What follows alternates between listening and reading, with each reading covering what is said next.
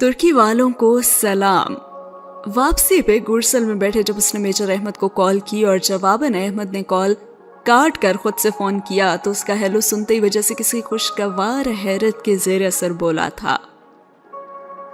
कहने लगा, जिंदगी में पहली दफा आपने मेजर अहमद को खुद याद किया है, मगर जब आपने कॉल नहीं उठाई तो मैं समझा कि वो टेक्स्ट आपने गलती से किया होगा। और जवाबन वो कहने लगी कि ये बात नहीं है, मैं उस वक्त जहान के साथ थी तो सोचा कि बाद में तफसीली बात करूंगी।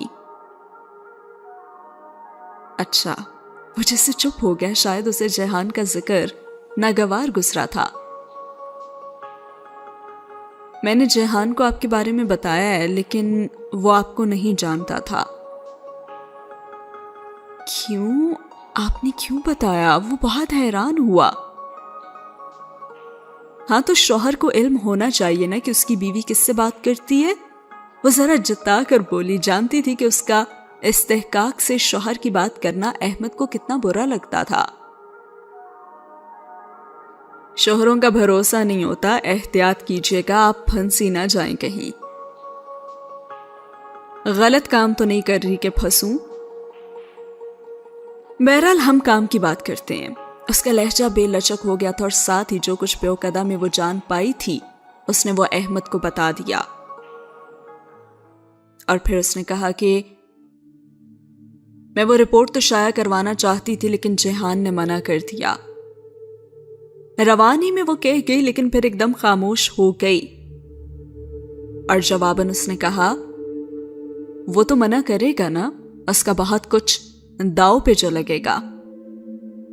खैर, आप बिल्कुल वो रिपोर्ट शाया करवाएं, लेकिन हया इससे कोई फर्क नहीं पड़ेगा। और वो जहान वाली बात नजरअंदाज करके और कहने लगी, क्या मतलब? वो जाती अनाद के बाइस कह रहा था। यकीनन देखिए, एक रिपोर्ट से एआरपी जैसे बंदे का क्या बिगड़ेगा। माफिया के एक एक आदमी के पीछे पूरी की पूरी नेटवर्किंग होती है। अब्दुर्रहमान जैसे शोहरत ज़दा मोहरे तो सिर्फ पुल का काम करते हैं, ऐसा कि अपने दामन पे कोई छींटा ना पड़े।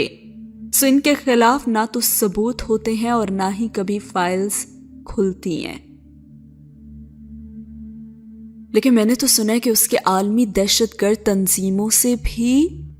और इससे पहले को आगे कुछ कहती उसने उसकी बात काट दी और कहा, किससे सुना है आपने? लेडी कुबरा से, अदालार में। बहरहाल ये दूसरी दुनिया के लोग हैं, आप इन मामलों में मत पड़ें। अच्छा, तो फिर ये पाशा मेरे पीछे क्यों पड़ा है आखिर? वो सिच होकर बोली, मुझे तो लगता है हया कि उसने आपका पीछा छोड़ दिया है। अब सिर्फ आप उसके पीछे पड़ी हैं।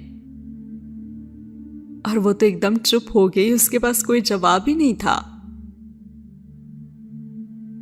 वैसे जरूरी नहीं था कि आप जहान सिकंदर को मेरे बारे में बताएं।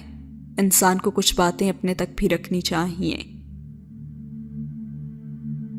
और इस वक्त बस बास्फोरस ब्रिज से गुजर रही थी और वो खिड़की से बाहर पुल तले बहता समंदर देख रही थी और वहां हस्बे मामूल एक फेरी तैर रहा था।